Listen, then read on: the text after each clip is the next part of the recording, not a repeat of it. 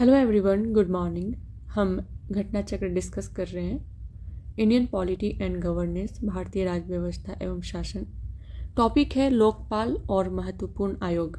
अगर आप UPSC, state PCS या कोई भी कॉम्पिटिटिव एग्जाम की तैयारी कर रहे हैं तो उसके पॉइंट ऑफ व्यू से ये सेशन आपके लिए बहुत ही ज़्यादा इंपॉर्टेंट होने वाला है। जैसा कि हम सबको पता है कि घटना चक्र में पहले टॉपिक से रिलेटेड इंपॉर्टेंट पॉइंट दिए रहते हैं एंड उसके बाद सेम टॉपिक से रिलेटेड क्वेश्चन रहते हैं जो कि अलग अलग एग्जाम में पूछे गए हैं। तो हम सेम पैटर्न फॉलो करेंगे। चलिए स्टार्ट करते हैं।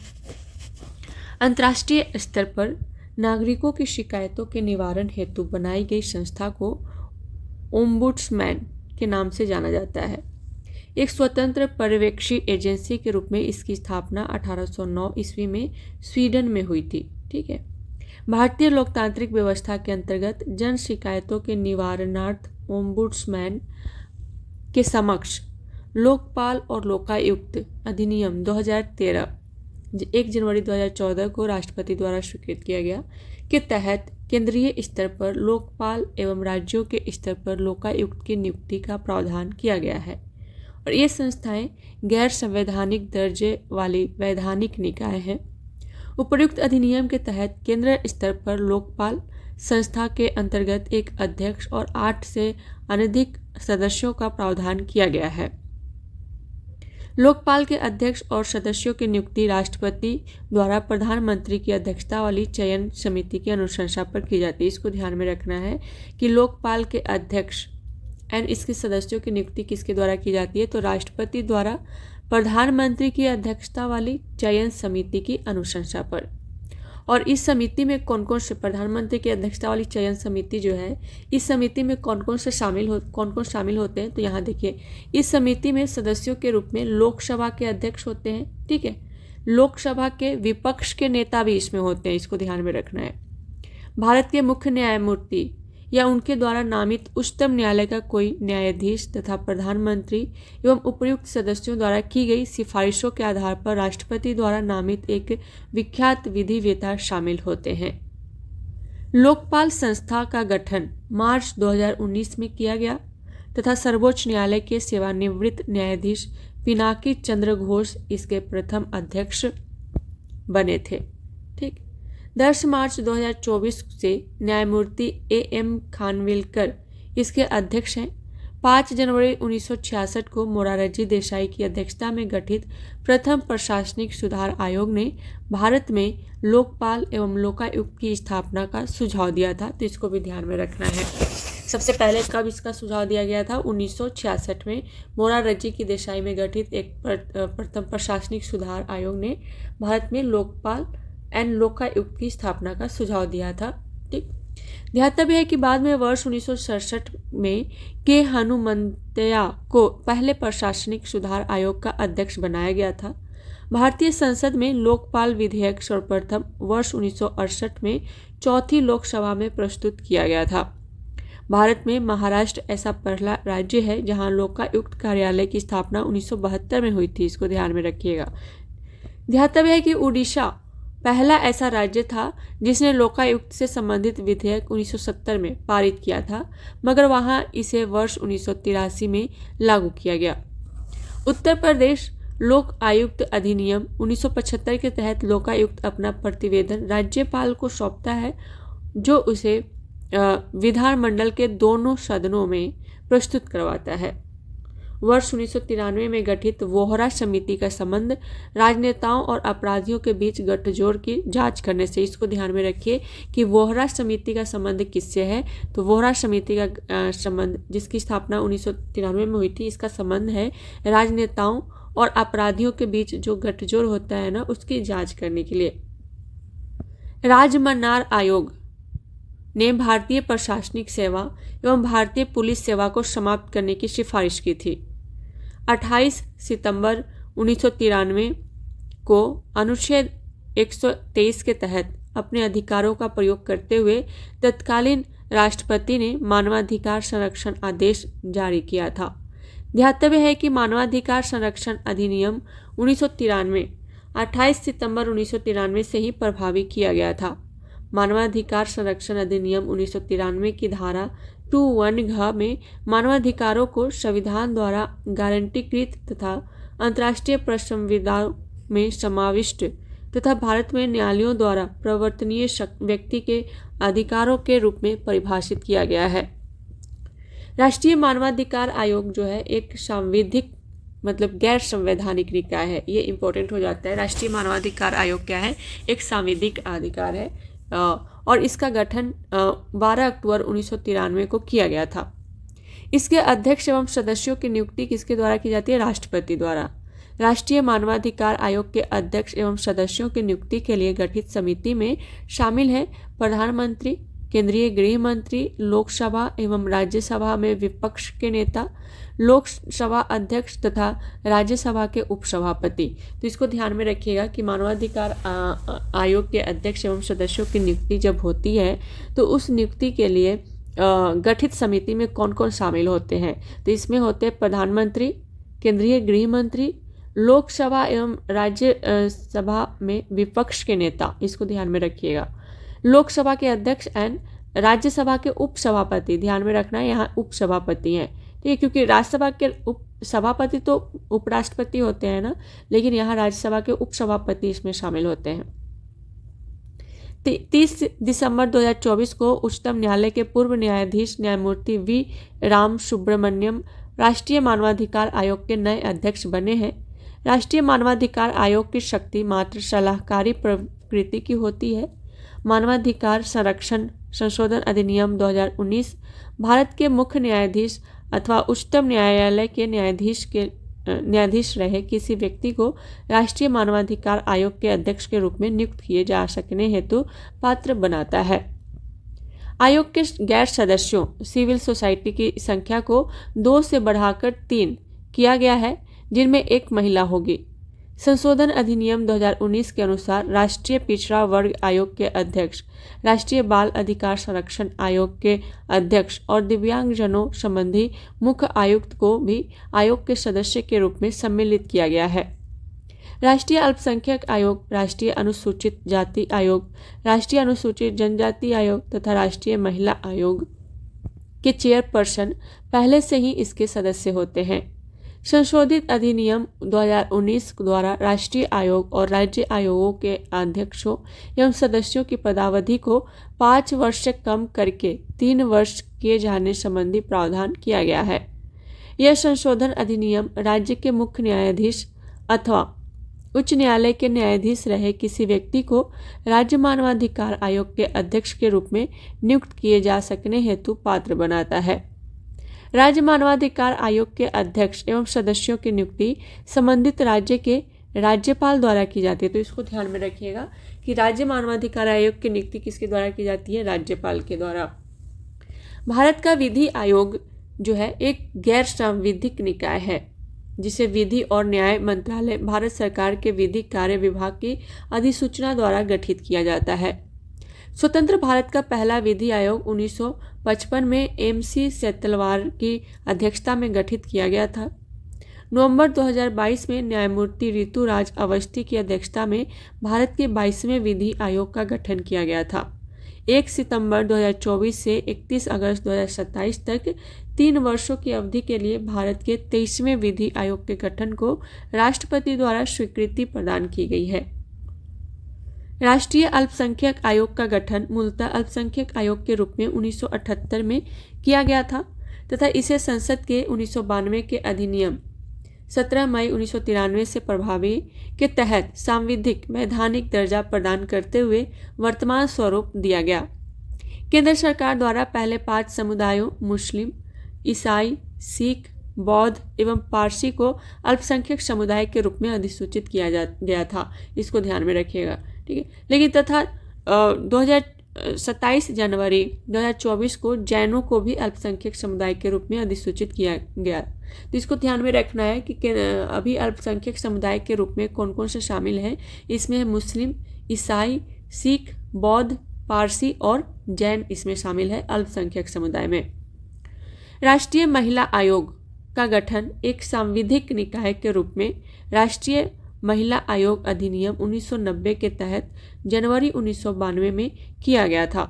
और इस अधिनियम की धारा 10 में राष्ट्रीय महिला आयोग के कार्य उपबंधित है। विंदेश्वरी प्रसाद मंडल की अध्यक्षता में वर्ष 1979 में मंडल आयोग का गठन किया गया था। ठीक, मंडल आयोग का मुख्य कार्य क्या था? तो इसका मुख्य कार्य था सामाजिक और शैक्षिक रूप से पिछड़े लोगों की पहचान करना, संविधान के अनुच्छेद 315 के द्वारा संघ के लिए एक लोक सेवा आयोग और प्रत्येक राज्य के लिए एक लोक सेवा आयोग की स्थापना की गई मंडल आयोग के तहत। ठीक, 2 या अधिक राज्यों के परस्पर करार और उन राज्यों के विधान मंडलों के इस आशय का संकल्प पारित करने पर संसद जो है वह विधि द्वारा उन राज्यों के लिए संयुक्त लोक सेवा आयोग हेतु उपबंध कर सकती है। अनुच्छेद 316 फर्स्ट के तहत संघ लोक सेवा आयोग और संयुक्त लोक सेवा आयोग के अध्यक्ष एवं सदस्यों की नियुक्ति जो है वो राष्ट्रपति द्वारा की जाती है, इसको भी ध्यान में रखना है। जबकि राज्य लोक सेवा आयोग के अध्यक्ष एवं सदस्यों की नियुक्ति का प्राधिकार संबंधित राज्य के राज्यपाल के द्वारा होता है। संविधान के अनुच्छेद 320 के तहत संघ लोक सेवा आयोग और राज्य लोक सेवा आयोगों की कार्य शक्तियां या कृत्य वर्णित है। कौन से? अनुच्छेद 320 के तहत। अनुच्छेद 321 के तहत संसद विधि द्वारा संघ लोक सेवा आयोग की कार्य शक्तियों का विस्तार कर सकती है। संविधान और संसदीय विधियों के अतिरिक्त संघ लोक सेवा आयोग को कार्यकारी नियमों, विनियमों एवं आदेशों तथा स्थापित परंपराओं से भी कार्य शक्तियां प्राप्त होती हैं। संविधान के अनुच्छेद 323 के अनुसार संघ लोक सेवा आयोग जो है अपना वार्षिक प्रतिवेदन राष्ट्रपति को, जबकि राज्य लोक सेवा आयोग अपना वार्षिक प्रतिवेदन राज्यपाल को सौंपता है। ठीक है। संविधान के अनुच्छेद 322 के अनुसार संघ लोक सेवा आयोग के व्यय जो है वह भारत की संचित निधि पर भारित है, जबकि राज्य लोक सेवा आयोग के व्यय संबंधित राज्य की संचित निधि पर भारित होते हैं, इसको ध्यान में रखना है। अब इससे रिलेटेड क्वेश्चन है, फर्स्ट है कि लोकपाल और लोकायुक्त अधिनियम 2013 के अनुसार लोकपाल की नियुक्ति राष्ट्रपति द्वारा एक चयन समिति की सिफारिश प्राप्त करने के बाद की जाएगी, जिसके अध्यक्ष प्रधानमंत्री होंगे तथा जिसमें अन्य लोगों के अलावा निम्नलिखित शामिल होंगे। कौन कौन उसमें शामिल होंगे? फर्स्ट है भारत के मुख्य न्यायाधीश या उनके द्वारा नाम निर्दिष्ट उच्चतम न्यायालय का कोई न्यायाधीश, ये बिल्कुल सही है। सेकेंड है राज्यसभा का सभापति, ये गलत हो जाएगा। थर्ड है लोकसभा का अध्यक्ष, बिल्कुल सही है। एंड फोर्थ है लोकसभा के विपक्ष का नेता, ये भी सही है। तो इस तरीके से इसका सही आंसर हो जाएगा 1, 3 और 4, ऑप्शन डी इसका सही आंसर है। लोकपाल और लोकायुक्त अधिनियम 2013 की धारा 4(1) के अनुसार लोकपाल के अध्यक्ष और सदस्यों की नियुक्ति जो है वह राष्ट्रपति द्वारा निम्नलिखित से मिलकर बनने वाली चयन समिति की सिफारिशें अभिप्राप्त करने के पश्चात की जाएगी, और इसमें प्रधानमंत्री जो है वो अध्यक्ष होते हैं, लोकसभा का अध्यक्ष सदस्य, ठीक, लोकसभा के विपक्ष के नेता सदस्य होते हैं, भारत का मुख्य न्यायमूर्ति या उनके द्वारा नाम निर्दिष्ट उच्चतम न्यायालय का कोई न्यायाधीश सदस्य होते हैं, तो इसको ध्यान में रखना है। नेक्स्ट है हमारे देश के प्रथम लोकपाल कौन है? तो इसका सही आंसर होगा ऑप्शन बी, न्यायाधीश पिनाकी चंद्र घोष। लोकपाल और लोकायुक्त अधिनियम 2013 के प्रावधानों के तहत लोकपाल संस्था का गठन मार्च 2019 में किया गया, जिसके प्रथम अध्यक्ष के रूप में न्यायमूर्ति पिनाकी चंद्र घोष की नियुक्ति की गई थी। लोकपाल में एक अध्यक्ष और 8 से अनधिक सदस्यों का प्रावधान है। 10 मार्च 2024 से न्यायमूर्ति अजय मानिक राव खानविलकर इस संस्था के अध्यक्ष हैं। नेक्स्ट निम्नलिखित में से किसको वर्ष 2024 में भारत के लोकपाल के अध्यक्ष के रूप में नियुक्त किया गया? तो इसका सही आंसर होगा ऑप्शन डी, श्री न्यायमूर्ति अजय मानिक राव खानविलकर। नेक्स्ट है भारत में लोकपाल एवं लोकायुक्त की स्थापना का सुझाव दिया था, किसने दिया था? तो इसका सही आंसर होगा ऑप्शन बी, प्रशासनिक सुधार आयोग ने। भारत में लोकपाल एवं लोकायुक्त की स्थापना का सुझाव प्रथम प्रशासनिक सुधार आयोग ने दिया था। इस आयोग का गठन 5 जनवरी 1966 को मोरारजी देसाई की अध्यक्षता में किया गया था। बाद में 1967 में के हनुमंतया को प्रथम प्रशासनिक सुधार आयोग का अध्यक्ष बनाया गया था। आयोग का कार्यकाल 1970 में समाप्त हुआ।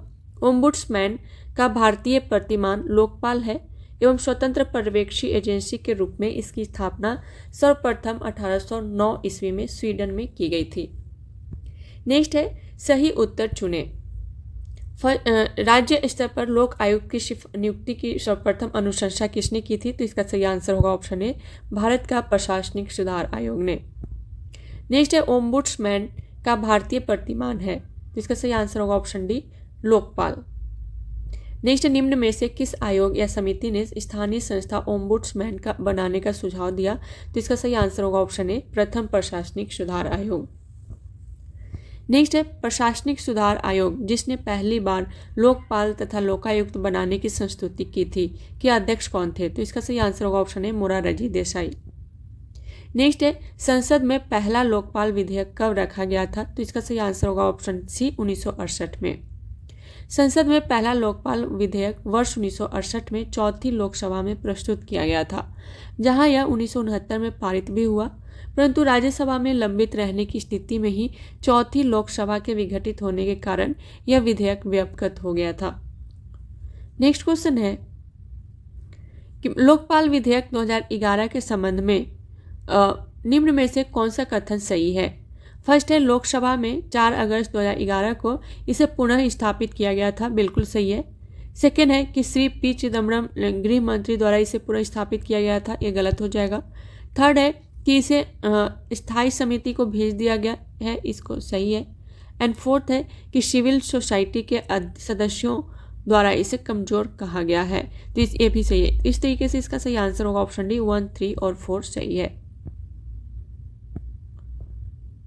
नेक्स्ट है लोकपाल बिल का मसविदा या आलेख तैयार करने हेतु पैनल में बुद्धिजीवी समाज के प्रतिनिधियों में सम्मिलित कौन है?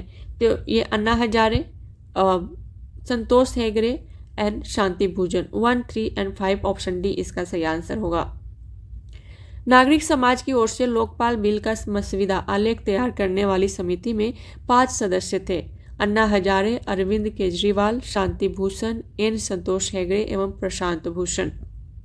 नेक्स्ट, निम्न में से किस राज्य में सर्वप्रथम लोकायुक्त कार्यालय की स्थापना हुई थी? तो इसका सही आंसर होगा ऑप्शन ए, महाराष्ट्र में।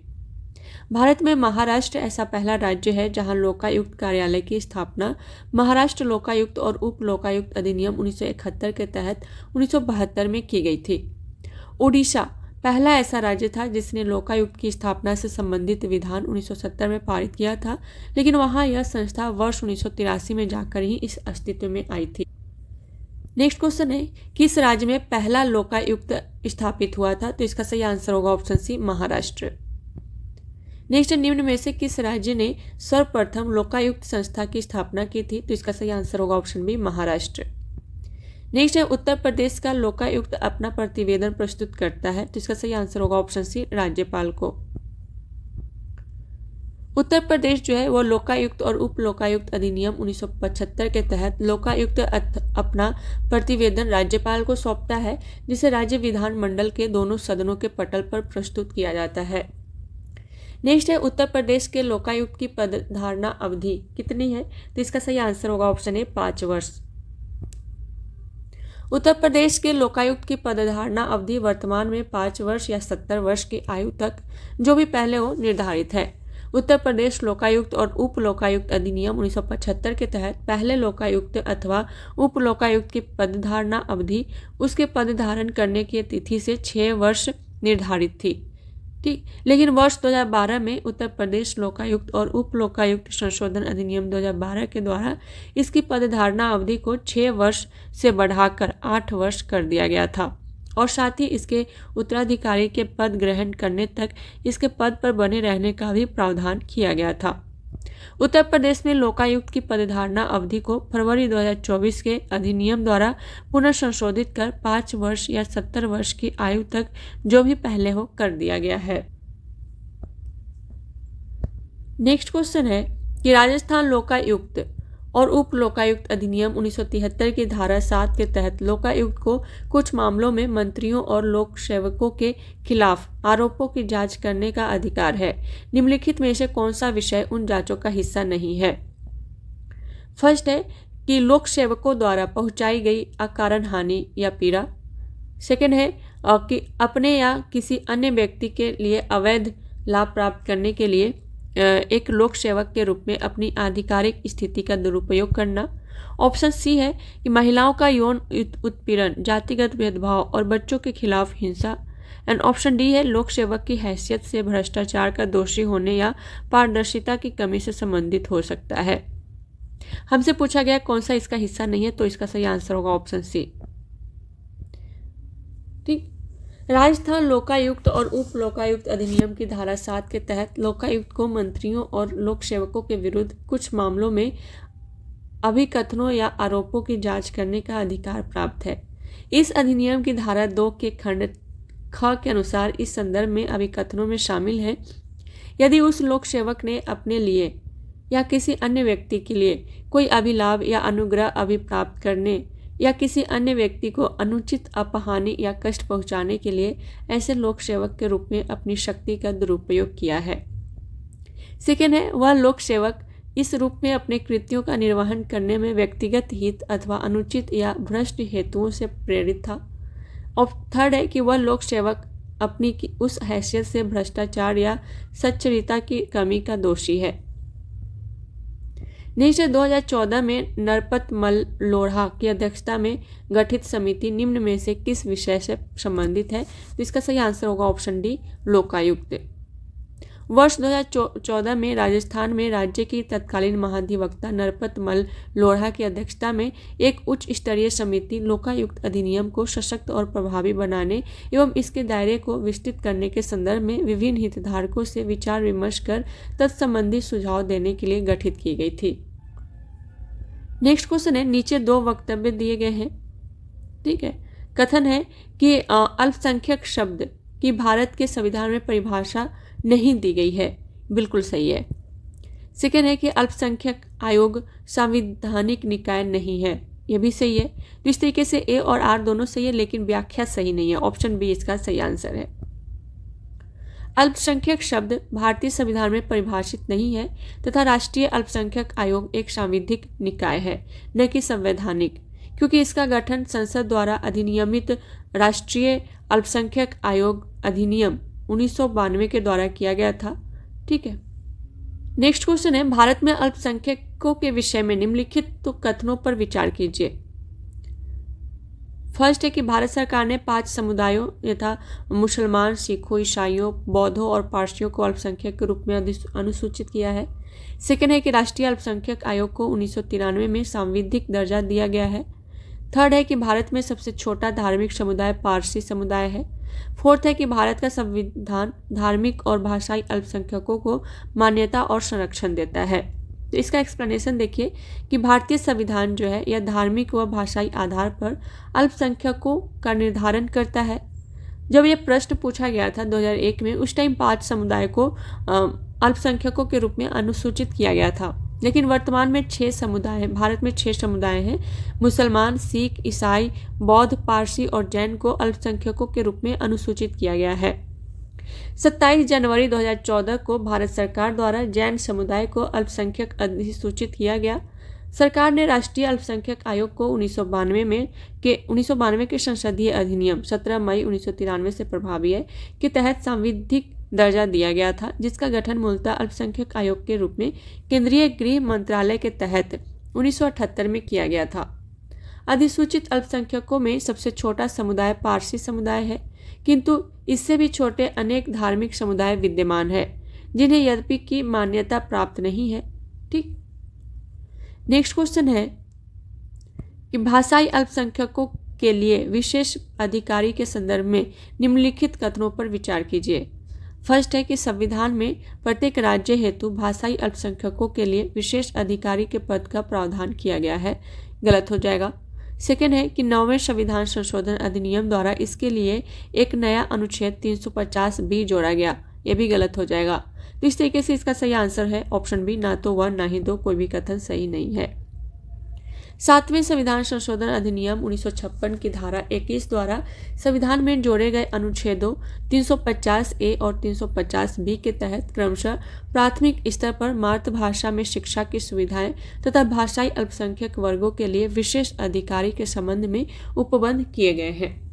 अनुच्छेद 350B के खंड 1 के अनुसार भाषाई अल्पसंख्यक वर्गों के लिए एक विशेष अधिकारी होगा जिसे राष्ट्रपति नियुक्त करेगा। इसके तहत प्रत्येक राज्य हेतु नहीं बल्कि केंद्रीय स्तर पर अखिल भारत हेतु भाषाई अल्पसंख्यकों के लिए विशेष अधिकारी के पद का प्रावधान किया गया है। इस अधिकारी को भारत में भाषाई अल्पसंख्यकों के लिए आयुक्त का पद नाम दिया गया है। ठीक, नेक्स्ट है राष्ट्रीय महिला आयोग के कार्य निर्दिष्ट है। तो इसका सही आंसर होगा ऑप्शन सी, राष्ट्रीय महिला आयोग अधिनियम 1990 की धारा 10 में। राष्ट्रीय महिला आयोग की स्थापना एक वैधानिक निकाय के रूप में जनवरी 1992 में राष्ट्रीय महिला आयोग अधिनियम 1990 के तहत की गई। इस अधिनियम की धारा 3 राष्ट्रीय महिला आयोग के गठन से तथा धारा 4 अध्यक्ष एवं सदस्यों की पदावधि और सेवा शर्तों से संबंधित है। राष्ट्रीय महिला आयोग के कार्य उक्त अधिनियम की धारा 10 में निर्दिष्ट है। अधिनियम की धारा 12 आयोग के लेखा और लेखा परीक्षण से तथा धारा 15 आयोग के अध्यक्ष सदस्यों एवं स्टाफ के लोक सेवक होने से संबंधित है। नेक्स्ट क्वेश्चन है, निम्न में से कौन अब अस्तित्व में नहीं है? तो इसका सही आंसर होगा ऑप्शन सी, योजना आयोग। योजना आयोग जो है अब अस्तित्व में नहीं है। योजना आयोग की स्थापना केंद्रीय मंत्रिमंडल के प्रस्ताव से एक संविधानेतर एवं गैर वैधानिक परामर्शदात्री संस्था के रूप में 15 मार्च 1950 को की गई थी।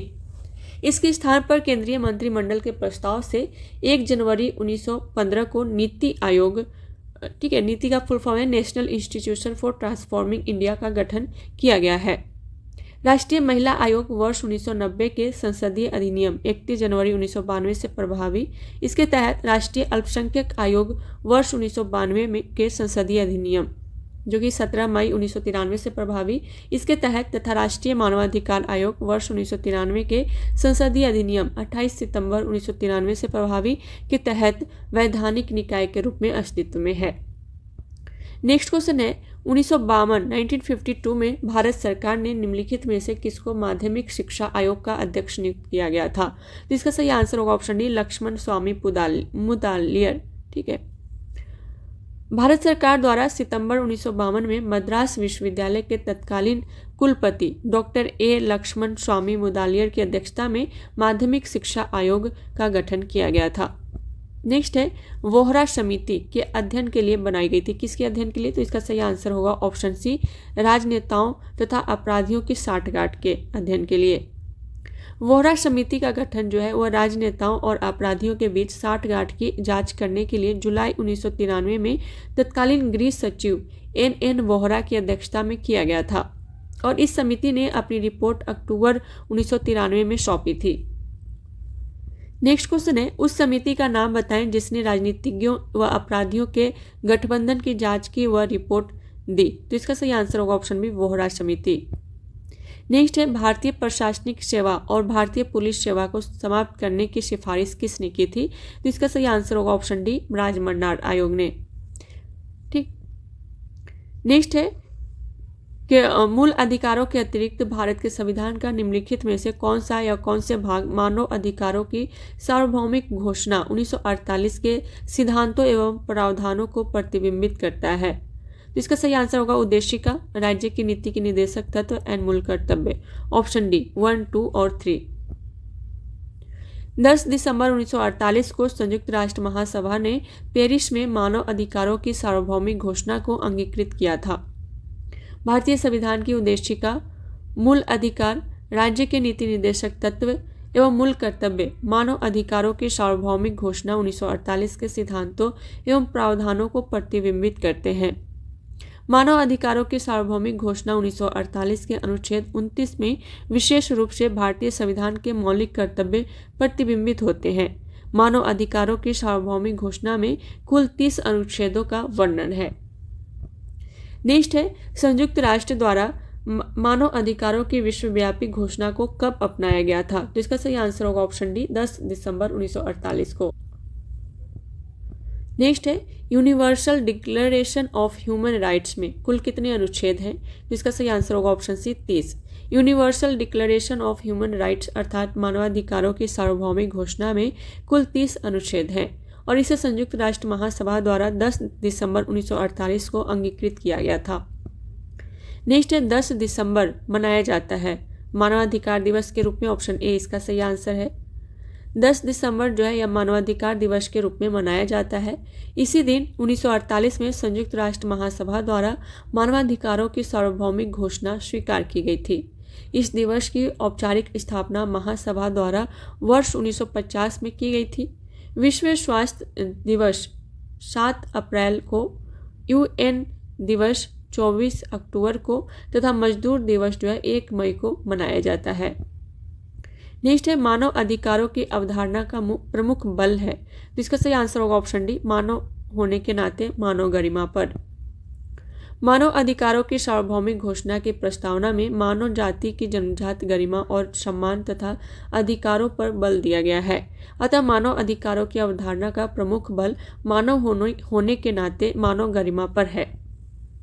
नेक्स्ट है निम्नलिखित में से कौन सा एक संयुक्त राष्ट्र द्वारा सूचीबद्ध मानवाधिकारों में से नहीं है? स्वतंत्रता और समानता, जीवन तथा स्वतंत्रता का अधिकार, शिक्षा का अधिकार, निजता का अधिकार। तो इसका सही आंसर होगा ऑप्शन डी, निजता का अधिकार। मानवाधिकारों की सार्वभौमिक घोषणा का प्रारूप संयुक्त राष्ट्र महासभा ने 10 दिसंबर 1948 को स्वीकार किया। मानवाधिकारों की सार्वभौमिक घोषणा के अनुच्छेद 12 के अनुसार किसी व्यक्ति की एकांतता, परिवार, घर या पत्र व्यवहार के प्रति कोई मनमाना हस्तक्षेप न किया जाएगा, न किसी के सम्मान और ख्याति पर कोई आक्षेप हो सकेगा। ऐसे हस्तक्षेप के विरुद्ध प्रत्येक को कानूनी रक्षा का अधिकार प्राप्त है। अतः स्पष्ट है कि मनमाने हस्तक्षेप से कानूनी रक्षा का अधिकार है, जबकि विधि सम्मत हस्तक्षेप किया जा सकता है। इस घोषणा के अनुच्छेद 1 के अनुसार सभी मनुष्यों को गौरव और अधिकारों के मामले में जन्मजात स्वतंत्रता और समानता प्राप्त है। अनुच्छेद 3 के तहत प्रत्येक व्यक्ति को जीवन, स्वतंत्रता और व्यक्तिगत सुरक्षा का अधिकार है और अनुच्छेद 26 के तहत प्रत्येक व्यक्ति को शिक्षा का अधिकार है। तो इसको ध्यान में रखना है।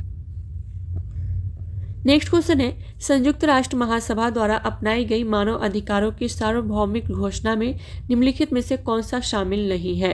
तो इसका सही आंसर होगा ऑप्शन डी, सार्वभौमिक आधारभूत आय का अधिकार। नेक्स्ट है निम्नलिखित में से किसे द्वितीय पीढ़ी का मानव अधिकार समझा जाता है? काम का अधिकार, शिक्षा का अधिकार, स्वतंत्रता का अधिकार, क्षमता का अधिकार। तो यहाँ देखिए संयुक्त राष्ट्र संघ की मानवाधिकारों की सार्वभौमिक घोषणा 1948 के अनुच्छेद 1 से 21 तक के उल्लिखित अधिकारों को प्रथम पीढ़ी के मानव अधिकार, नागरिक एवं राजनीतिक मानव अधिकार समझा जाता है, जबकि अनुच्छेद 22 से 27 तक उल्लिखित अधिकारों को द्वितीय पीढ़ी के मानवाधिकार, आर्थिक, सामाजिक और सांस्कृतिक मानव अधिकार माना जाता है। अनुच्छेद 23 में काम का अधिकार एवं अनुच्छेद 26 में शिक्षा का अधिकार मानवाधिकार के रूप में शामिल है। नेक्स्ट क्वेश्चन है सभी प्रकार के सामाजिक विभेद का उन्मूलन मानवाधिकार की किस पीढ़ी के अंतर्गत आता है? तो इसका सही आंसर होगा ऑप्शन बी, दूसरी पीढ़ी। नेक्स्ट है निम्नलिखित कथनों पर विचार करें। फर्स्ट कथन है कि शहर का अधिकार एक सम्मत मानव अधिकार है तथा इस संबंध में संयुक्त राष्ट्र हैबिटेट UN हैबिटेट प्रत्येक देश द्वारा की गई प्रतिबद्धताओं को मॉनिटर करता है। गलत हो जाएगा। सेकेंड है कि शहर का अधिकार शहर के प्रत्येक निवासी को शहर में सार्वजनिक स्थानों को वापस लेने, रिक्लेम एवं सार्वजनिक सहभागिता का अधिकार देता है। बिल्कुल सही है। थर्ड है कि शहर का अधिकार का आशय यह है कि राज्य शहर के अनधिकृत बस्तियों को किसी भी लोक सेवा अथवा सुविधा से वंचित नहीं कर सकता। ये भी सही है। तो इस तरीके से इसका सही आंसर होगा ऑप्शन डी, 2 और 3 सही है।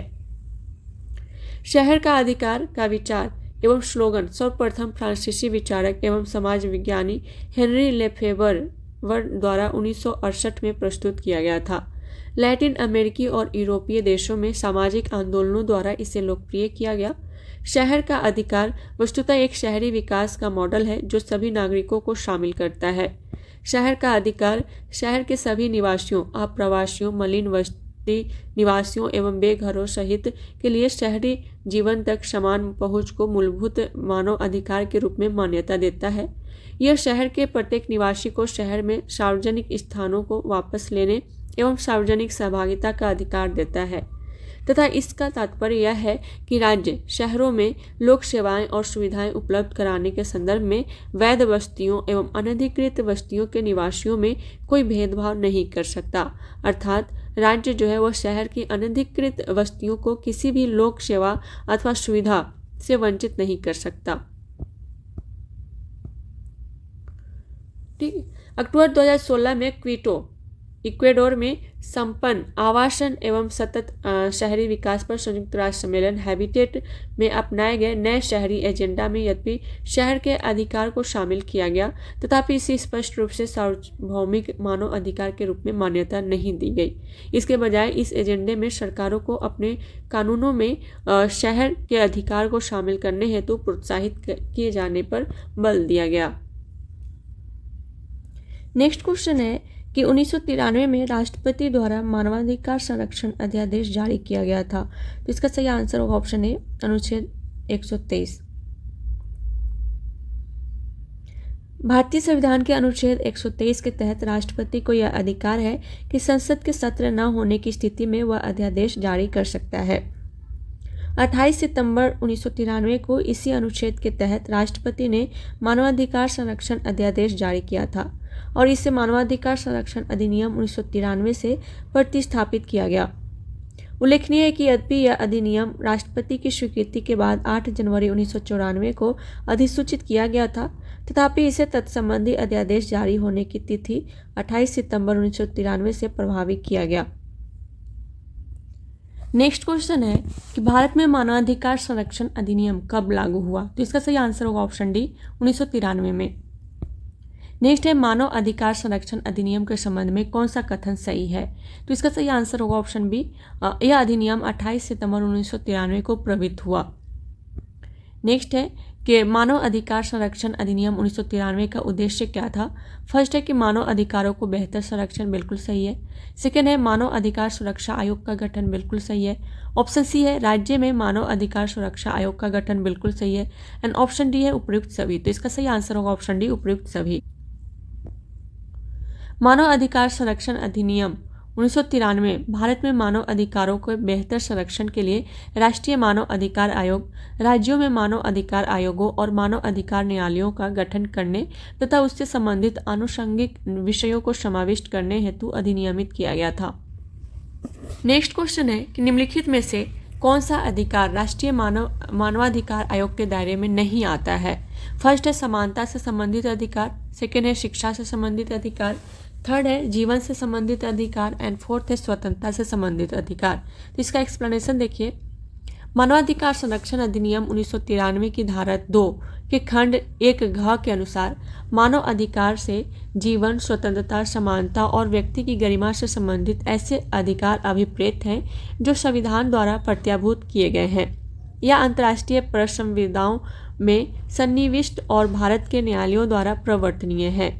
ज्ञातव्य है कि शिक्षा से संबंधित अधिकार 86वें संविधान संशोधन अधिनियम 2002 द्वारा भारतीय संविधान में अनुच्छेद 21A के अंतर्गत मूल अधिकारों में अंतर स्थापित किया गया है। साथ ही मानवाधिकारों की सार्वभौमिक घोषणा 1948 के अनुच्छेद 26 के तहत शिक्षा का अधिकार मानव अधिकारों में शामिल है। ठीक। नेक्स्ट है मानव अधिकार संरक्षण अधिनियम 1993 की किस धारा में लोक सेवक की परिभाषा दी गई है? तो इसका सही आंसर होगा ऑप्शन डी, अनुच्छेद 2 या धारा 2। ठीक है। मानव अधिकार संरक्षण अधिनियम 1993 की धारा 2 परिभाषाओं से संबंधित है एंड धारा 2(1)(m) में लोक सेवक को परिभाषित किया गया है। इसके अनुसार भारतीय दंड संहिता आईपीसी की धारा 21 में शामिल लोक सरकारी सेवक माने जाएंगे। ज्ञातव्य है कि भारतीय दंड संहिता को भारतीय न्याय संहिता से प्रतिस्थापित किया गया है जो कि 1 जुलाई 2024 से प्रभावी हुई। नेक्स्ट है मानव अधिकार संरक्षण अधिनियम में सशस्त्र बल की परिभाषा में निम्नलिखित में से कौन सा शामिल नहीं है? तो इसका सही आंसर होगा ऑप्शन बी, राज्य के सशस्त्र बल। मानव अधिकार संरक्षण अधिनियम 1993 की धारा 2(1)(a) के तहत सशस्त्र बल की परिभाषा के अंतर्गत नौसेना, सेना, थल सेना और वायुसेना और संघ का कोई अन्य सशस्त्र बल शामिल है। उल्लेखनीय है कि यह अधिनियम 28 सितंबर 1993 को प्रवृत्त हुआ। नेक्स्ट है राष्ट्रीय मानव अधिकार आयोग के अध्यक्ष एवं सदस्यों की नियुक्ति समिति में निम्न में से कौन सदस्य नहीं होता है? तो इसका सही आंसर होगा ऑप्शन बी, राज्यसभा का सभापति। राष्ट्रीय मानवाधिकार आयोग के अध्यक्ष एवं सदस्यों की नियुक्ति के लिए प्रधानमंत्री की अध्यक्षता में एक समिति गठित की जाती है और जिसके सदस्य निम्नवत है: प्रधानमंत्री, गृह मंत्री, लोकसभा में विपक्ष के नेता, राज्यसभा में विपक्ष के नेता, लोकसभा अध्यक्ष, राज्यसभा के उपसभापति। और इस समिति की सिफारिश पर राष्ट्रीय मानवाधिकार आयोग के अध्यक्ष एवं सदस्यों की नियुक्ति राष्ट्रपति द्वारा की जाती है। राष्ट्रीय मानवाधिकार आयोग का गठन 12 अक्टूबर 1993 को किया गया। नेक्स्ट क्वेश्चन है, राष्ट्रीय मानव अधिकार आयोग के अध्यक्ष एवं अन्य सदस्यों की नियुक्ति के लिए सिफारिशें करने वाली समिति का सदस्य नहीं है। कौन सदस्य नहीं है? प्रधानमंत्री, लोकसभा अध्यक्ष, लोकसभा में विपक्ष का नेता, राज्यसभा का सभापति। इसका सही आंसर होगा ऑप्शन डी, राज्यसभा का सभापति। नेक्स्ट है, कौन राष्ट्रीय मानव अधिकार आयोग का पदेन सदस्य नहीं है? राष्ट्रीय अल्पसंख्यक आयोग का अध्यक्ष, भारतीय विधि आयोग का अध्यक्ष, राष्ट्रीय अनुसूचित जाति एवं अनुसूचित जनजाति आयोग का अध्यक्ष, राष्ट्रीय महिला आयोग का अध्यक्ष। तो इसका सही आंसर होगा ऑप्शन बी, भारतीय विधि आयोग का अध्यक्ष। मानवाधिकार संरक्षण संशोधन अधिनियम 2019 के अनुसार राष्ट्रीय मानव अधिकार आयोग के पदेन सदस्य के रूप में राष्ट्रीय पिछड़ा वर्ग आयोग, राष्ट्रीय बाल अधिकार संरक्षण आयोग, राष्ट्रीय अल्पसंख्यक आयोग, राष्ट्रीय अनुसूचित जाति आयोग, राष्ट्रीय अनुसूचित जनजाति आयोग और राष्ट्रीय महिला आयोग के अध्यक्ष तथा दिव्यांगजनों संबंधी मुख्य आयुक्त शामिल होते हैं। और इस अधिनियम की धारा 12 के खंड ख के खंड य में विनिर्दिष्ट कृतियों के निर्वहन के लिए आयोग के सदस्य समझे जाएंगे। नेक्स्ट है, मानव अधिकार संरक्षण अधिनियम के संबंध में निम्नलिखित में से कौन सा कथन सही नहीं है? फर्स्ट है कि अध्यक्ष 5 वर्ष की अवधि तक पद धारित करता है। ऑप्शन बी है, आयोग के सदस्य 5 वर्ष की अवधि तक पद धारित करते हैं। ऑप्शन सी है, सदस्य 5 वर्षों की दूसरी अवधि के पुनर्नियुक्ति हेतु पात्र नहीं होता है। एंड ऑप्शन डी है, अध्यक्ष या सदस्य भारत सरकार या किसी राज्य की सरकार के अधीन आगे और नियुक्ति के लिए अपात्र होते हैं। इसका एक्सप्लेनेशन देखिए। मानवाधिकार संरक्षण संशोधन अधिनियम 2019 के द्वारा 1993 के अधिनियम में संशोधन कर मानवाधिकार आयोग के अध्यक्ष एवं सदस्यों का कार्यकाल 5 वर्ष से घटाकर 3 वर्ष या 70 वर्ष की आयु तक जो भी पहले हो, ठीक है, 3 वर्ष या 70 वर्ष की आयु कर दिया गया है। 3 वर्ष या 70 वर्ष की आयु मतलब क्या है कि अगर इसका अध्यक्ष या सदस्य का अगर उम्र है 65 ईयर्स, ठीक है, तब तो ये 3 वर्ष तक ये रहेगा, वो मतलब 68 तक। लेकिन अगर इनकी उम्र है 69 ईयर्स है, तब ये कब तक रहेंगे? 1 साल तक, 70 वर्ष तक, ठीक है। तो इसको ध्यान में रखिएगा। इसके अलावा अब अध्यक्ष एवं सदस्यों दोनों ही पुनर्नियुक्ति के पात्र हैं, जबकि पहले अध्यक्ष पुनर्नियुक्ति का पात्र नहीं था, ठीक है। जबकि मानवाधिकार संरक्षण अधिनियम 1993 के अनुसार अध्यक्ष या कोई सदस्य अपने पद पर न रह पाने पर भारत सरकार के अधीन या किसी राज्य सरकार के अधीन किसी भी और नियोजन का पात्र नहीं होगा। संशोधन से पूर्व मानव अधिकार संरक्षण अधिनियम 1993 के अनुसार अध्यक्ष पद ग्रहण की तारीख से 5 वर्ष की अवधि तक या 70 वर्ष की अवधि जो भी पहले हो पद धारित करता था, जबकि सदस्य जो है वह 5 वर्ष की अवधि तक आयु सीमा 70 वर्ष तक पद धारण करता था तथा 5 वर्ष की और अवधि के लिए पुनर्नियुक्ति का पात्र था। नेक्स्ट क्वेश्चन है, राष्ट्रीय मानवाधिकार आयोग के अध्यक्ष का कार्यकाल होता है, तो इसका सही आंसर होगा ऑप्शन ए, 3 वर्ष। नेक्स्ट है कि राष्ट्रीय मानव अधिकार आयोग के सदस्यों की पदावधि पद ग्रहण की तारीख से कब होती है? तो यहाँ देखिए, अभी हमने देखा था 3 वर्ष या 70 वर्ष, ठीक। नेक्स्ट है, भारत के राष्ट्रीय मानवाधिकार आयोग के विषय में निम्नलिखित कथनों पर विचार करें। फर्स्ट है कि इसके अध्यक्ष अनिवार्य रूप से भारत का सेवानिवृत्त मुख्य न्यायमूर्ति होना चाहिए। सेकेंड है, इसकी प्रत्येक राज्य में राज्य मानवाधिकार आयोग के नाम से संस्थापनाएं हैं। थर्ड है कि इसकी शक्तियां केवल सिफारिशी प्रकृति की हैं। एंड फोर्थ है कि आयोग के एक सदस्य के रूप में एक महिला को नियुक्त करना आज्ञापरक है। इसका एक्सप्लेनेशन देखिए कि मानवाधिकार संरक्षण संशोधन अधिनियम 2019 द्वारा 1993 के अधिनियम में संशोधन कर उच्चतम न्यायालय का मुख्य न्यायाधीश या न्यायाधीश रहे व्यक्तियों को राष्ट्रीय मानवाधिकार आयोग के अध्यक्ष के रूप में नियुक्त किए जाने का पात्र बनाया गया है। इसके अलावा आयोग के गैर न्यायिक सदस्यों सिविल सोसाइटी की संख्या को 2 से बढ़ाकर 3 किया गया है, जिसमें कम से कम एक सदस्य का महिला होना अनिवार्य है। आयोग की शक्तियां सिफारिशी प्रकृति की हैं। राज्य मानवाधिकार आयोग 1993 के अधिनियम के तहत संबंधित राज्य सरकार द्वारा गठित किए जाते हैं, न कि ये राष्ट्रीय मानवाधिकार आयोग की संस्थापनाएं हैं। नेक्स्ट है कि निम्नलिखित कथनों पर विचार करना है। कथन है कि राष्ट्रीय मानवाधिकार आयोग का अध्यक्ष वह व्यक्ति होता है जो भारत का मुख्य न्यायाधीश रह चुका है। यह गलत हो जाएगा। सेकेंड है कि उक्त आयोग के अध्यक्ष का कार्यकाल 5 वर्ष या 70 वर्ष की अनुपर्यंत जो भी पहले हो धारित होता है, ये भी गलत हो जाएगा। हमने देखा 5 वर्ष नहीं 3 वर्ष, ठीक है, 3 वर्ष या 70 वर्ष। तो इस तरीके से इसका सही आंसर होगा ऑप्शन डी। ए और आर दोनों गलत है। मानवाधिकार संरक्षण संशोधन अधिनियम 2019 के द्वारा 1993 के अधिनियम में हुए संशोधन के अनुसार राष्ट्रीय मानवाधिकार आयोग का अध्यक्ष ऐसा व्यक्ति हो सकता है जो सर्वोच्च न्यायालय का मुख्य न्यायाधीश या न्यायाधीश रहा हो। आयोग के अध्यक्ष, ठीक है, ये मुख्य न्यायाधीश या न्यायाधीश भी रहा हो, वो भी हो सकता है, यहाँ ध्यान में रखिएगा। आयोग के अध्यक्ष का कार्यकाल 5 वर्ष से घटाकर 3 वर्ष या 70 वर्ष की आयु तक जो भी पहले हो कर दिया गया है।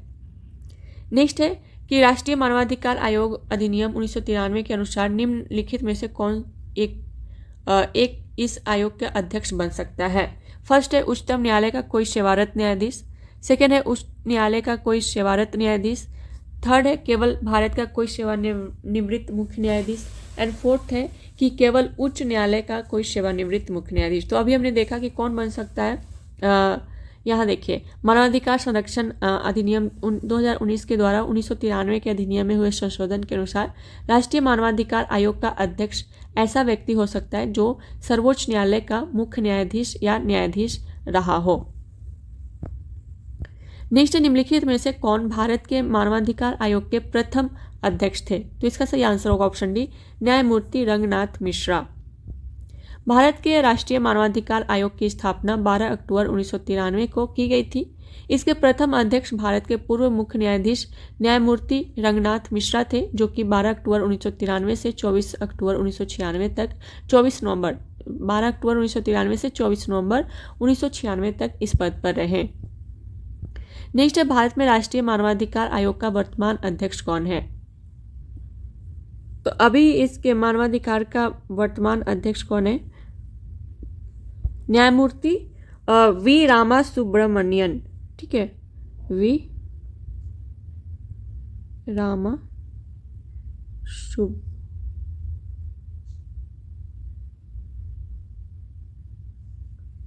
और ये न्यायमूर्ति। तो इसको ध्यान में रखना है, ये सर्वोच्च न्यायालय के पूर्व न्यायाधीश है और इन्होंने दिसंबर 2024 में कार्यभार संभाला। ठीक, तो इसको ध्यान में रखिएगा। नेक्स्ट है, निम्नलिखित में से कौन राजस्थान राज्य मानव अधिकार आयोग के अध्यक्ष पद पर नियुक्ति हेतु अधिकृत है। तो इसका सही आंसर होगा ऑप्शन बी, उच्च न्यायालय का मुख्य न्यायाधीश। मानवाधिकार संरक्षण संशोधन अधिनियम 2019 द्वारा यथा संशोधित मानवाधिकार संरक्षण अधिनियम 1993 के प्रावधानों के अनुसार राज्य के उच्च न्यायालय के मुख्य न्यायाधीश अथवा उच्च न्यायालय के न्यायाधीश रहे कोई व्यक्ति ही राज्य मानवाधिकार आयोग के अध्यक्ष के रूप में नियुक्त किए जा सकने हेतु पात्र है। राज्य मानवाधिकार आयोग के अध्यक्ष एवं सदस्यों की नियुक्ति संबंधित राज्य के राज्यपाल द्वारा की जाती है। नेक्स्ट है, राज्य मानव अधिकार आयोग के अध्यक्ष और सदस्यों की नियुक्ति निम्न में से किसके द्वारा की जाती है। तो इसका सही आंसर होगा ऑप्शन बी, राज्यपाल के द्वारा। मानव अधिकार संरक्षण अधिनियम 1993 की धारा 22 के तहत राज्य मानव अधिकार आयोग के अध्यक्ष और सदस्यों की नियुक्ति राज्यपाल द्वारा की जाती है।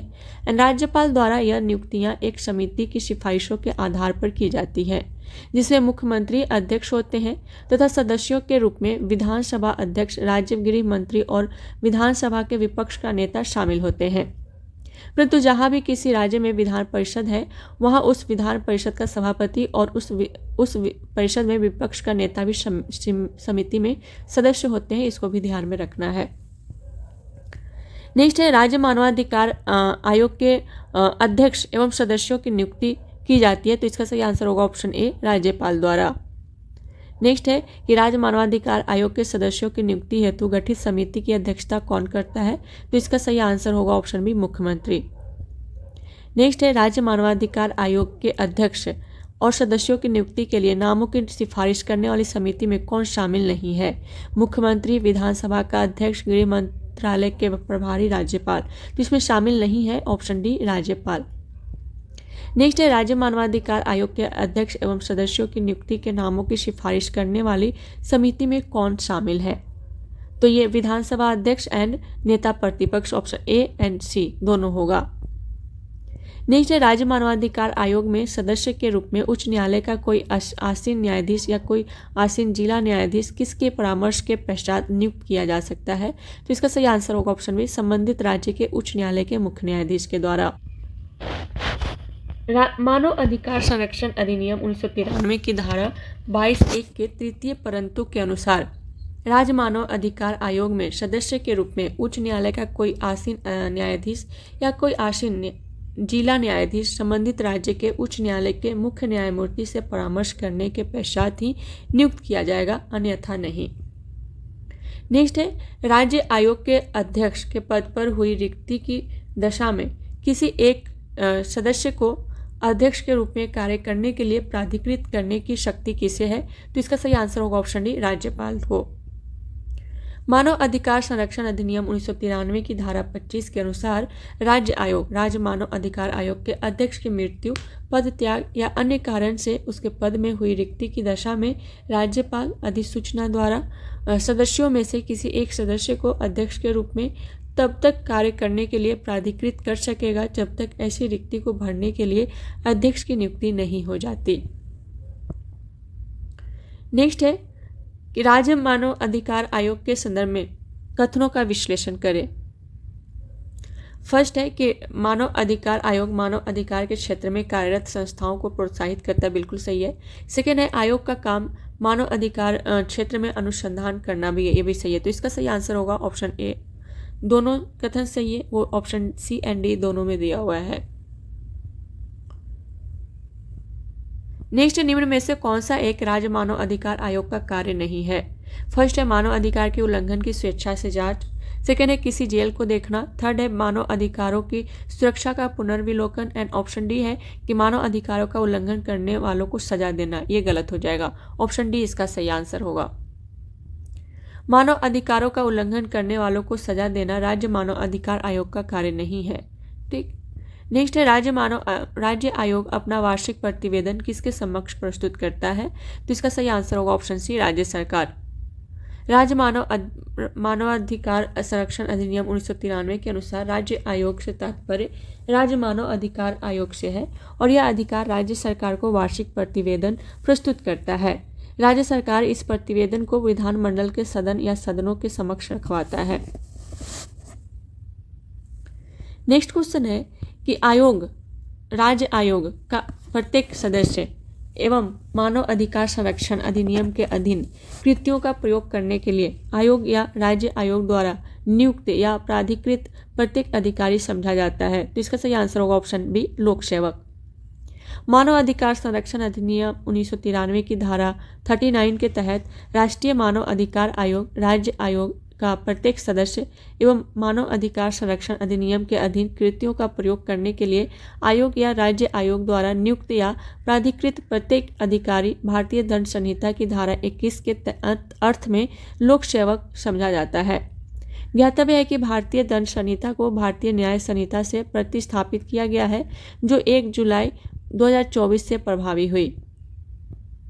नेक्स्ट है मानव अधिकार न्यायालयों में मामलों के संचालन के प्रयोजनार्थ राज्य सरकार एक अधिवक्ता को विशिष्ट लोक अभियोजक के रूप में विनिर्दिष्ट कर सकती है जो कम से कम वर्षों तक प्रैक्टिस रहा हो, 7 वर्षों तक। ठीक है, 7 वर्षों तक, इसको ध्यान में रखना है।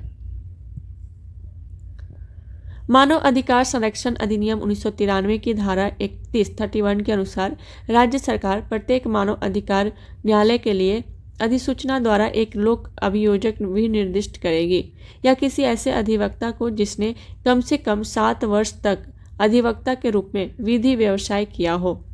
उस न्यायालय में मामलों के संचालन के प्रयोजन के लिए विशेष लोक अभियोजक के रूप में नियुक्त करेगी। नेक्स्ट क्वेश्चन है, भारतीय दंड संहिता की धारा 175, धारा 178, धारा 179, धारा 180 या धारा 228 में वर्णित अपराध के संदर्भ में मानव अधिकार आयोग को समझा जाता है। तो इसका सही आंसर होगा ऑप्शन बी, सिविल न्यायालय। मानव अधिकार संरक्षण अधिनियम 1993 की धारा 13(4) के अंतर्गत भारतीय दंड संहिता की धारा 175, धारा 178 एंड धारा 179, धारा 180 या धारा 228 में वर्णित अपराध के संदर्भ में मानव अधिकार आयोग को सिविल न्यायालय समझा जाता है। साथ ही 1993 के अधिनियम की धारा 13(5) के तहत मानव अधिकार आयोग के समक्ष प्रत्येक कार्यवाही को भारतीय दंड संहिता की धारा 193 और धारा 228 के अर्थ में तथा धारा 196 के प्रयोजनों के लिए न्यायिक कार्यवाही समझा जाता है और आयोग को दंड प्रक्रिया संहिता 1973 की धारा 195 और अध्याय 26 के सभी प्रयोजनों के लिए सिविल न्यायालय समझा जाता है। ज्ञातव्य है कि भारतीय दंड संहिता को भारतीय न्याय संहिता से तथा दंड प्रक्रिया संहिता को भारतीय नागरिक सुरक्षा संहिता से प्रतिस्थापित किया गया है, जो 1 जुलाई 2024 से प्रभावी हुई। नेक्स्ट क्वेश्चन है, सशस्त्र बलों के सदस्यों द्वारा मानव अधिकारों के अतिक्रमण की शिकायतों के बारे में आयोग स्वप्रेरणा से या किसी अर्जी की प्राप्ति पर, ऑप्शन सी इसका सही आंसर है, केंद्रीय सरकार से रिपोर्ट मांग सकेगा। मानव अधिकार संरक्षण अधिनियम 1993 की धारा 19 के अनुसार आयोग सशस्त्र बलों के सदस्यों द्वारा मानव अधिकारों के अतिक्रमण की शिकायतों के बारे में कार्रवाई करते समय निम्नलिखित प्रक्रिया अपनाएगा। अर्थात आयोग जो है वह स्वप्रेरणा से या किसी अर्जी की प्राप्ति पर केंद्रीय सरकार से रिपोर्ट मांग सकेगा। सेकेंड है कि रिपोर्ट की प्राप्ति के पश्चात आयोग जो है यथास्थिति शिकायत के बारे में कोई कार्रवाई नहीं करेगा या उस सरकार को अपनी सिफारिशें कर सकेगा। नेक्स्ट क्वेश्चन है, निम्न में से कौन सी एक संवैधानिक संस्था नहीं है? तो इसका सही आंसर होगा ऑप्शन ए, मानवाधिकार आयोग। बाकी राज्य का वित्त आयोग, लोकसभा का सचिवालय, केंद्र का वित्त आयोग, ये सारे संवैधानिक संस्था है। मानवाधिकार आयोग संविधानेतर संस्था है जिसका गठन मानवाधिकार संरक्षण अधिनियम 1993 द्वारा किया गया है। अन्य तीनों संस्थाओं का उल्लेख संविधान में है। राज्य वित्त आयोग अनुच्छेद 243 एवं 243 संसद का सचिवालय अनुच्छेद 98 एवं केंद्रीय वित्त आयोग अनुच्छेद 280 एवं 281। नेक्स्ट है, निम्न में से किस एक की परिस्थिति अन्य तीनों से भिन्न है? तो इसका सही आंसर होगा ऑप्शन सी, राष्ट्रीय मानव अधिकार आयोग। राष्ट्रीय मानवाधिकार आयोग एक संविधानेतर निकाय है, जबकि अन्य तीनों राष्ट्रीय पिछड़ा वर्ग आयोग अनुच्छेद 338 बी तथा पिछड़े वर्गों की दशाओं के अन्वेषण के लिए आयोग की नियुक्ति अनुच्छेद 340, वित्त आयोग अनुच्छेद 280 एवं निर्वाचन आयोग अनुच्छेद 324 संवैधानिक निकाय है। नेक्स्ट है, निम्नलिखित में से कौन सही सुमेलित नहीं है? फर्स्ट है अंतर्राज्य परिषद, ये तो सही है 1990। राष्ट्रीय विकास परिषद 1994, ये गलत हो जाएगा, ये सही सुमेलित नहीं। राष्ट्रीय विकास परिषद की स्थापना 1954 में नहीं हुई थी, कब हुई थी? तो 1952 में हुई थी। नेक्स्ट है केंद्रीय सतर्कता आयोग 1964, राष्ट्रीय मानवाधिकार आयोग 1993, ये दोनों सही है। हमसे पूछा गया कौन सा सही सुमेलित नहीं है, तो इसका सही आंसर होगा ऑप्शन बी, राष्ट्रीय विकास परिषद। नेक्स्ट है कि स्वतंत्र भारत के प्रथम विधि आयोग के अध्यक्ष कौन थे? तो इसका सही आंसर होगा option D, Shri MC Setalvad. Bharat का विधि आयोग एक गैर सांविधिक निकाय है जिसका गठन विधि और न्याय मंत्रालय भारत सरकार द्वारा किया जाता है। वर्ष 1955 में स्वतंत्र भारत के प्रथम विधि आयोग का गठन किया गया था। भारत के तत्कालीन अटॉर्नी जनरल MC सेतलवार को इसका अध्यक्ष नियुक्त किया गया था। नवंबर 2022 में न्यायमूर्ति ऋतुराज अवस्थी को भारत के 22वें विधि आयोग का अध्यक्ष नियुक्त किया गया था, जो मार्च 2024 तक इस पद पर रहे। नेक्स्ट है कि संविधान पुनरीक्षण के लिए नियुक्त राष्ट्रीय आयोग से संबंधित निम्नलिखित कथनों पर विचार करें। फर्स्ट है, इसकी रिपोर्ट अनुशंसात्मक प्रकृति की होगी, बिल्कुल सही है। सेकेंड है, इसकी नियुक्ति संसद के अनुमोदन से हुई है, बिल्कुल गलत हो जाएगा। थर्ड है, इसकी अध्यक्षता जस्टिस MN वेंकटचलैया कर रहे हैं, बिल्कुल सही है। एंड फोर्थ है, यह देश की सामाजिक आर्थिक आवश्यकताओं पर अपना ध्यान केंद्रित करेगा, गलत हो जाएगा। तो इस तरीके से इसका सही आंसर है ऑप्शन बी, 1 और 3 सही है। संविधान के पुनरीक्षण के लिए आयोग की नियुक्ति 22 फरवरी 2000 के प्रस्ताव के तहत जस्टिस M.N. वेंकटचलैया की अध्यक्षता में केंद्रीय सरकार द्वारा की गई थी, न कि संसद द्वारा। इसका कार्य संविधान के विगत 50 वर्षों के कार्यान्वयन की समीक्षा करना और आज के समय में इसकी प्रभावशीलता का आकलन करना था। आयोग ने अपनी अंतिम रिपोर्ट 31 मार्च 2002 को पेश की। नेक्स्ट क्वेश्चन है कि संविधान समीक्षा आयोग, जिसे फरवरी 2000 में गठित किया गया, के अध्यक्ष हैं। तो इसका सही आंसर होगा option A, M.N. Venkatachaliah. Next है, केंद्रीय प्रदूषण नियंत्रण बोर्ड का अध्यक्ष कौन है? राष्ट्रपति, उपराष्ट्रपति, प्रधानमंत्री, पर्यावरण मंत्री। तो इसका एक्सप्लेनेशन देखिए। जल प्रदूषण निवारण एवं नियंत्रण अधिनियम 1974 के प्रावधानों के तहत केंद्रीय प्रदूषण नियंत्रण बोर्ड का गठन सितंबर 1974 में किया गया। इस अधिनियम के अनुसार केंद्रीय प्रदूषण नियंत्रण बोर्ड का एक पूर्णकालिक अध्यक्ष होगा तथा केंद्र सरकार द्वारा पर्यावरण से संबंधित मामलों में विशेष ज्ञान या व्यवहारिक अनुभव वाले व्यक्ति को अथवा पर्यावरण से संबंधित संस्थानों के प्रशासन के ज्ञान और अनुभव वाले व्यक्ति को इसका अध्यक्ष नामित किया जाएगा। नेक्स्ट क्वेश्चन है, स्वर्ण सिंह समिति ने जिस प्रश्न पर विचार किया था वह है।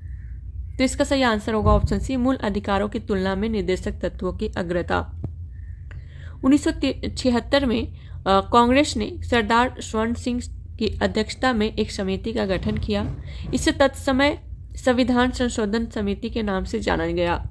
42वें संविधान संशोधन अधिनियम 1976 इसी समिति की सिफारिशों का परिणाम है। इसने भारत के लिए राष्ट्रपतीय प्रणाली पर विचार करते हुए इसे अनुपयुक्त बताया था, तथापि इसने मुख्य रूप से जिस प्रश्न का विचार किया वह था मूल अधिकारों की तुलना में निर्देशक तत्वों की अग्रता। नेक्स्ट है, केंद्रीय सतर्कता आयोग की स्थापना किसकी अनुशंसा पर की गई? तो इसका सही आंसर होगा ऑप्शन सी, संथानम समिति। केंद्रीय सतर्कता आयोग की स्थापना संथानम समिति की सिफारिशों पर केंद्र सरकार ने फरवरी 1964 में की। राष्ट्रपति द्वारा एक अध्यादेश जारी किए जाने के फलस्वरूप केंद्रीय सतर्कता आयोग को 25 अगस्त 1998 से पहली बार सांविधिक दर्जा देकर एक बहुसदस्यीय आयोग बना दिया गया। केंद्रीय सतर्कता आयोग अधिनियम वर्ष 2003 में संसद द्वारा अधिनियमित किया गया है, जिसके तहत इसमें अध्यक्ष के रूप में केंद्रीय सतर्कता आयुक्त के साथ 2 से अधिक सतर्कता आयुक्त सदस्य होते हैं। नेक्स्ट है, सतर्कता के क्षेत्र में केंद्रीय एजेंसी को सलाह एवं मार्गदर्शन देने हेतु केंद्रीय सतर्कता आयोग की स्थापना किसकी अध्यक्षता वाली समिति की सिफारिश पर आधारित है? तो इसका सही आंसर होगा ऑप्शन बी, के संथानम। नेक्स्ट है, केंद्रीय सतर्कता आयोग की स्थापना निम्नलिखित में से किस समिति की सिफारिशों के आधार पर हुई थी? तो इसका सही आंसर होगा ऑप्शन ए, संथानम समिति। नेक्स्ट है, भारतीय संविधान का कौन सा अनुच्छेद केंद्रीय सतर्कता आयोग का वर्णन करता है? तो इसका सही आंसर क्या होगा? इनमें से कोई नहीं। यहाँ देखिए, केंद्रीय सतर्कता आयोग का गठन वर्ष 1964 में केंद्र सरकार द्वारा पारित एक प्रस्ताव के तहत हुआ था। संथानम समिति की सिफारिश पर इसका गठन हुआ था एंड वर्ष 2003 में संसद द्वारा अधिनियमित विधि के तहत वर्तमान में इसे सांविधिक दर्जा प्राप्त है। तो इसका उल्लेख संविधान में नहीं है, इसको ध्यान में रखना है। नेक्स्ट, निम्नलिखित में से कौन सा सही सुमेलित नहीं है? केंद्रीय अन्वेषण ब्यूरो 1963 बिल्कुल सही है। केंद्रीय सतर्कता आयोग 1964 बिल्कुल सही है। भ्रष्टाचार निरोधक कानून 1985 गलत हो जाएगा। ये कब हुआ था इसका स्थापना? 1988 में। ठीक है। नेक्स्ट है, प्रवर्तन निदेशालय 2000, ये भी क्या हो जाएगा? यह भी गलत हो जाएगा। इसकी स्थापना कब हुई थी? 1956 में। तो इस तरीके से इसका हमसे पूछा गया कौन सा सही सुमेलित नहीं है, तो ऑप्शन सी एंड डी इसका सही आंसर होगा। नेक्स्ट है, मंडल आयोग जिसके प्रस्तावों ने अश्विन विवाद का सूत्रपात किया को गठित करने वाले थे, तो इसका सही आंसर होगा ऑप्शन बी, मोरारजी देसाई। मंडल आयोग पिछड़ा वर्ग आयोग ने वर्ष 1979 में तत्कालीन प्रधानमंत्री मोरारजी देसाई के नेतृत्व वाली जनता पार्टी सरकार द्वारा सामाजिक और शैक्षिक रूप से पिछड़े लोगों की पहचान करने के लिए संविधान के अनुच्छेद 340 के प्रावधान के तहत गठित किया गया था। इसके अध्यक्ष विंदेश्वरी प्रसाद मंडल थे। इस आयोग में 4 अन्य सदस्य थे, दीवान मोहनलाल, R.R. भोले, दीनबंधु साहू और के सुब्रमण्यम। इनमें से दीनबंधु साहू के नवंबर 1979 में स्वास्थ्य कारणों से इस्तीफा देने के कारण उनके स्थान पर LR नाइक को सदस्य नियुक्त किया गया था। इस आयोग ने 31 दिसंबर 1980 को अपनी रिपोर्ट राष्ट्रपति को सौंपी। नेक्स्ट है मंडल आयोग रिपोर्ट किस वर्ष प्रस्तुत की गई? तो इसका सही आंसर होगा ऑप्शन सी 1980। नेक्स्ट है वर्ष 1990 में अनुसूचित जाति एवं जनजाति राष्ट्रीय आयोग की रिपोर्ट के अनुसार अनुसूचित जाति एवं जनजाति के अत्याचार का कारण नहीं है। तो इसका सही आंसर होगा ऑप्शन डी धार्मिक कारण। वर्ष 1990 में अनुसूचित जाति एवं जनजाति राष्ट्रीय आयोग की रिपोर्ट के अनुसार अनुसूचित जाति एवं जनजाति के अत्याचार के कारणों में शामिल है भूमि निर्वसन, बंधुआ मजदूरी और ऋणग्रस्तता, जबकि धार्मिक कारण इसमें शामिल नहीं है। नेक्स्ट है भारत के संविधान के निम्नांकित में से किस अनुच्छेद के अंतर्गत संघ लोक सेवा आयोग और राज्य लोक सेवा आयोगों का प्रावधान किया गया है? तो इसका सही आंसर होगा ऑप्शन ए अनुच्छेद 315। संविधान के अनुच्छेद 315 के अनुसार संघ के लिए एक संघ लोक सेवा आयोग और प्रत्येक राज्य के लिए एक लोक सेवा आयोग होगा। साथ ही 2 या अधिक राज्यों के परस्पर करार और उन राज्यों के विधान मंडलों के इस आशय का संकल्प पारित करने पर संसद जो है वह विधि द्वारा उन राज्यों के लिए संयुक्त लोक सेवा आयोग हेतु उपबंध कर सकती है। नेक्स्ट है भारत के संघ लोक सेवा आयोग के लिए निम्न में से कौन सा सही है?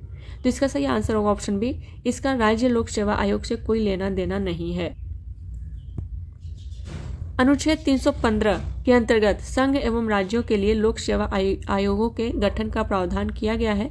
इसके अंतर्गत संघ एवं राज्य का यह कर्तव्य होगा कि वह अपनी अपनी सेवाओं में नियुक्ति के लिए लोक सेवा आयोग की स्थापना करे। भारतीय संविधान के अनुसार संघ लोक सेवा आयोग तथा राज्य लोक सेवा आयोग अपने अपने कार्यों के लिए एक दूसरे से स्वतंत्र हैं। नेक्स्ट निम्नलिखित में से कौन सही है? संघ लोक सेवा आयोग एक क्या है? तो संवैधानिक संगठन, ऑप्शन डी इसका सही आंसर होगा। नेक्स्ट है संघ लोक सेवा आयोग को निम्नलिखित में से किस स्रोत या किन स्रोतों से कार्य शक्तियाँ प्राप्त होती है? संविधान, संसदीय कानून, कार्यकारी नियम और आदेश, परंपराएं। तो इसका सही आंसर होगा ऑप्शन डी 1, 2, 3 और 4 सभी से। संविधान के अनुच्छेद 320 के तहत संघ लोक सेवा आयोग और राज्य लोक सेवा आयोगों की कार्य शक्तियाँ या कृत्य वर्णित हैं। साथ ही अनुच्छेद 321 के तहत संसद विधि द्वारा संघ लोक सेवा आयोग की कार्य शक्तियों का विस्तार कर सकती है। संविधान और संसदीय विधियों के अतिरिक्त संघ लोक सेवा आयोग को कार्यकारी नियमों, विनियमों एवं आदेशों तथा स्थापित परंपराओं से भी कार्य शक्तियाँ प्राप्त होती हैं। नेक्स्ट है संघ लोक सेवा आयोग अपना वार्षिक प्रतिवेदन सौंपता है। तो ऑप्शन बी राष्ट्रपति को।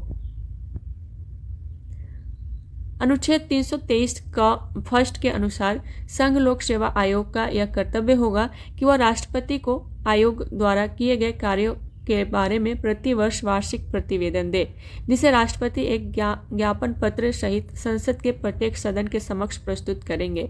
इस ज्ञापन पत्र में उन विषयों का उल्लेख किया जाता है जिनमें आयोग की सिफारिशों को स्वीकार नहीं किया गया। साथ ही उन सिफारिशों को न मानने के कारणों का भी उल्लेख किया जाता है। नेक्स्ट क्वेश्चन है कि 2 या अधिक राज्यों के लिए एक संयुक्त राज्य लोक सेवा आयोग की स्थापना की जा सकती है यदि संबंधित राज्य इस संबंध में करार करते हैं। बिल्कुल सही है। ऑप्शन बी है कि संसद विधि द्वारा संयुक्त राज्य लोक सेवा आयोग नियुक्त करता है, ये भी सही है। तो इस तरीके से इसका सही आंसर होगा ऑप्शन सी, ए और बी दोनों सही है। संविधान के अनुच्छेद 315 के तहत यदि 2 या अधिक राज्य यह करार करते हैं कि राज्यों के उस समूह के लिए एक ही लोक सेवा आयोग होगा और यदि इस आशय का संकल्प उन राज्यों में से प्रत्येक राज्य के विधान मंडल के सदन द्वारा या जहां 2 सदन है वहां प्रत्येक सदन द्वारा पारित कर दिया जाता है, तो संसद उन राज्यों की आवश्यकताओं की पूर्ति करने के लिए विधि द्वारा संयुक्त राज्य लोक सेवा आयोग की नियुक्ति का उपबंध कर सकती है। नेक्स्ट है 2 या 2 से अधिक राज्यों के लिए एक संयुक्त लोक सेवा आयोग बनाया जा सकता है।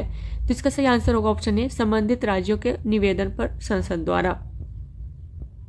नेक्स्ट है सही विकल्प चुनना है। 2 या 2 से अधिक राज्यों के लिए संयुक्त लोक सेवा आयोग अध्यक्ष की नियुक्ति कौन करता है? तो इसका सही आंसर होगा ऑप्शन ए, भारत के राष्ट्रपति के द्वारा। भारतीय संविधान के अनुच्छेद 316 के अनुसार संघ लोक सेवा आयोग या संयुक्त लोक सेवा आयोग 2 या 2 से अधिक राज्यों के लिए अध्यक्ष और सदस्यों की नियुक्ति राष्ट्रपति द्वारा की जाती है, जबकि राज्य लोक सेवा आयोग के अध्यक्ष तथा सदस्यों की नियुक्ति राज्यपाल द्वारा की जाती है। नेक्स्ट है कि राज्य लोक सेवा आयोग का अध्यक्ष किसके द्वारा नियुक्त किया जाता है, तो इसका सही आंसर होगा ऑप्शन सी, राज्य के राज्यपाल के द्वारा। नेक्स्ट है राज्य लोक सेवा आयोग के सदस्यों की नियुक्ति किसके द्वारा की जाती है, तो इसका सही आंसर होगा ऑप्शन बी, राज्यपाल के द्वारा। नेक्स्ट है कि राज्य लोक सेवा आयोग के अध्यक्ष एवं सदस्यों की नियुक्ति की जाती है, तो ऑप्शन ए, राज्यपाल के द्वारा। नेक्स्ट है संविधान के किस अनुच्छेद के अंतर्गत लोक सेवा आयोग के सदस्य को हटाया जा सकता है, तो इसका सही, यहाँ देखिए लोक सेवा आयोग को हटाया जा सकता है पूछा गया, तो इसका सही आंसर होगा ऑप्शन सी, अनुच्छेद 317। अनुच्छेद 317 के अनुसार लोक सेवा आयोग के अध्यक्ष या किसी अन्य सदस्य को केवल कदाचार के आधार पर राष्ट्रपति के ऐसे आदेश से उसके पद से हटाया जाएगा जो उच्चतम न्यायालय को राष्ट्रपति द्वारा निर्देश किए जाने पर उस न्यायालय द्वारा अनुच्छेद 145 के अधीन इस प्रयोजन के लिए निर्धारित प्रक्रिया के अनुसार की गई जांच के पश्चात इस संबंध में दिए गए प्रतिवेदन के आधार पर जारी किया गया हो। नेक्स्ट है कि राज्य लोक सेवा आयोग के सदस्य को हटाया जा सकता है, तो इसका सही आंसर होगा ऑप्शन सी, उच्चतम न्यायालय की जांच के पश्चात राष्ट्रपति द्वारा। नेक्स्ट है कि राजस्थान लोक सेवा आयोग के संबंध में निम्नलिखित कथनों पर विचार कीजिए। फर्स्ट है कि आयोग के अध्यक्ष एवं सदस्य राजस्थान के राज्यपाल द्वारा नियुक्त होते हैं, बिल्कुल सही है। सेकंड है कि आयोग के अध्यक्ष या कोई अन्य सदस्य केवल राष्ट्रपति की आज्ञा से अपने पद से हटाए जा सकते हैं, ये भी सही है। तो इसका सही आंसर होगा ऑप्शन बी, 1 और 2 दोनों सही है। संविधान के अनुच्छेद 316(1) के तहत राजस्थान लोक सेवा आयोग के अध्यक्ष एवं सदस्यों की नियुक्ति राजस्थान के राज्यपाल द्वारा की जाती है। अनुच्छेद 317(1) के तहत लोक सेवा आयोग के अध्यक्ष या किसी अन्य सदस्य को केवल कदाचार के आधार पर जिसकी जांच उच्चतम न्यायालय द्वारा की गई हो, केवल कदाचार के आधार पर किए गए राष्ट्रपति के आदेश से ही पद से हटाया जा सकता है। नेक्स्ट है संविधान के किस अनुच्छेद के तहत राजस्थान सरकार के अधीन सेवारत व्यक्तियों को प्रभावित करने वाले अनुशासनात्मक मामलों पर राजस्थान लोक सेवा आयोग से अनिवार्य परामर्श का प्रावधान है, तो इसका सही आंसर होगा ऑप्शन ए, अनुच्छेद 320(3). संविधान के अनुच्छेद 320(3) के उपखंड ग के तहत राजस्थान सरकार के अधीन सिविल हैसियत से सेवारत व्यक्ति को प्रभावित करने वाले सभी अनुशासनात्मक मामलों पर राजस्थान लोक सेवा आयोग से अनिवार्य परामर्श का प्रावधान है। इस प्रकार निर्देशित किसी मामले पर परामर्श देना राजस्थान लोक सेवा आयोग का कर्तव्य होता है। नेक्स्ट है कि निम्नलिखित में से कौन से पदाधिकारियों को हटाने से संसद की कोई भूमिका नहीं होती है। फर्स्ट है उच्च न्यायालय के न्यायाधीशों, सेकेंड है उच्चतम न्यायालय के न्यायाधीशों, थर्ड है अध्यक्ष संघ लोक सेवा आयोग के, एंड फोर्थ है भारत के नियंत्रक और महालेखा परीक्षक। तो इसका सही आंसर होगा थर्ड, ऑप्शन डी, केवल 3 सही है।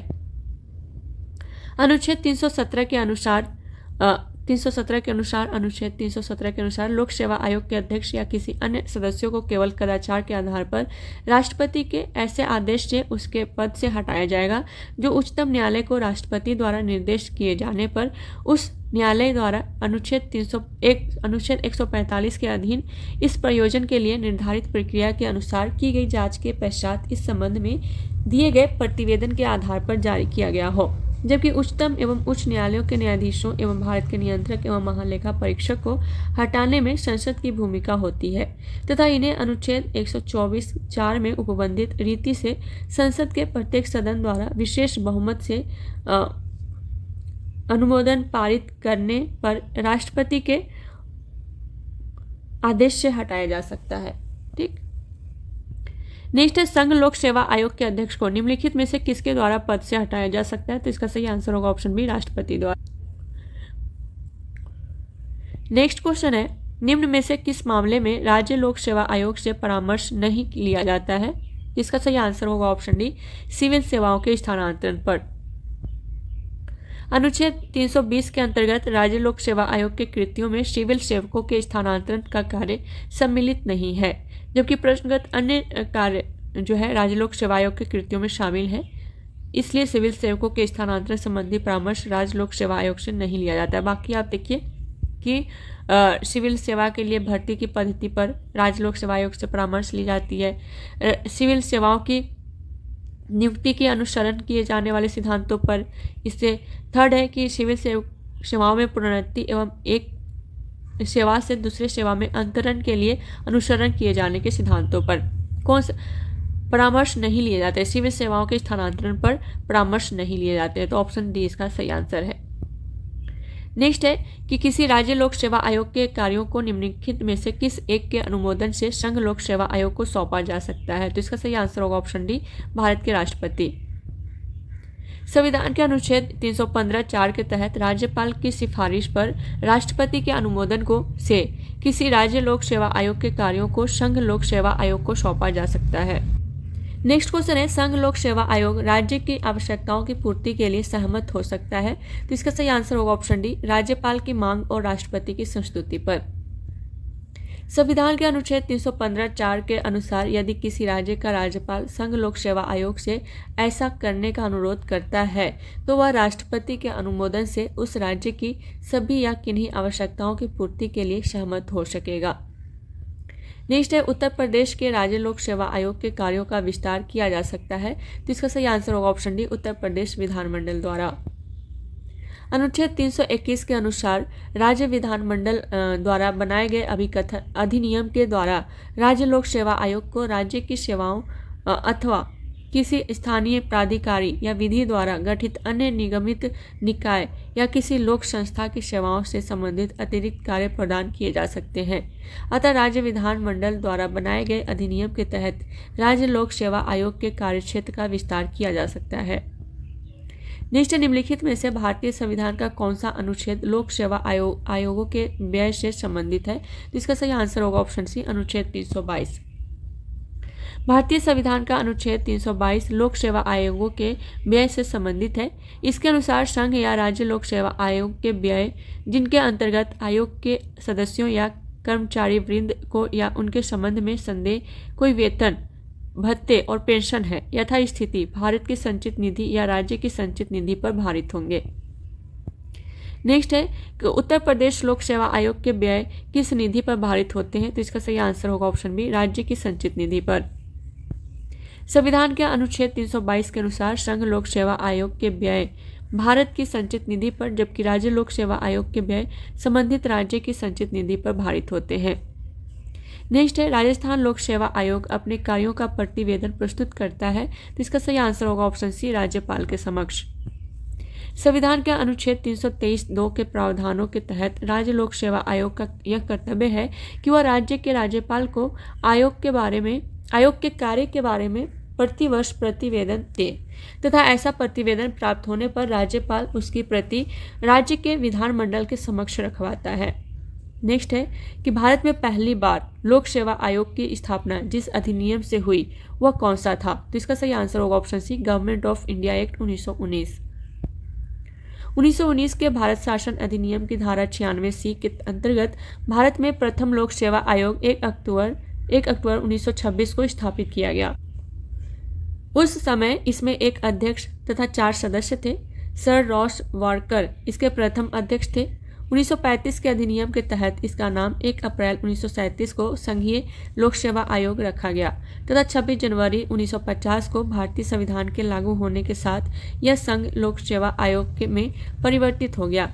प्रांतीय स्तर पर पहली बार 1930 में मद्रास सेवा आयोग की स्थापना की गई। 1935 के अधिनियम के तहत प्रत्येक प्रांत या प्रांतों के समूह के लिए प्रांतीय लोक सेवा आयोग हेतु भी प्रावधान किए गए थे, जिसके तहत 1937 में 7 प्रांतीय लोक सेवा आयोग स्थापित हुए थे। नेक्स्ट है, किस प्रावधान के अंतर्गत मध्य प्रदेश लोक सेवा आयोग का गठन किया गया। तो इसका सही आंसर होगा ऑप्शन बी, राज्य पुनर्गठन अधिनियम 1956 की धारा 118(3) के तहत। मध्य प्रदेश लोक सेवा आयोग का गठन राज्य पुनर्गठन अधिनियम 1956 की धारा 118(3) के तहत 1 नवंबर 1956 को राष्ट्रपति के आदेश द्वारा किया गया था। नेक्स्ट है, मध्य प्रदेश लोक सेवा आयोग में अधिकतम कितने सदस्य होंगे। जिसका सही आंसर होगा ऑप्शन बी, 5 सदस्य। संविधान में राज्य लोक सेवा आयोग के सदस्यों की संख्या का उल्लेख नहीं है। संविधान के अनुच्छेद 318 के अनुसार संघ लोक सेवा आयोग या संयुक्त लोक सेवा आयोग की दशा में राष्ट्रपति और राज्य लोक सेवा आयोग की दशा में उस राज्य का राज्यपाल विनियमों द्वारा आयोग के सदस्यों की संख्या और उनकी सेवा शर्तों का अवधारणा कर सकता है।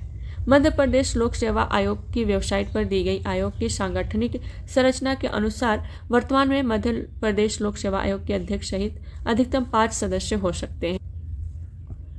नेक्स्ट है यूनियन पब्लिक सर्विस कमीशन की प्रथम महिला अध्यक्ष का नाम क्या है? तो इसका सही आंसर होगा ऑप्शन बी, रोज मैथ्यू।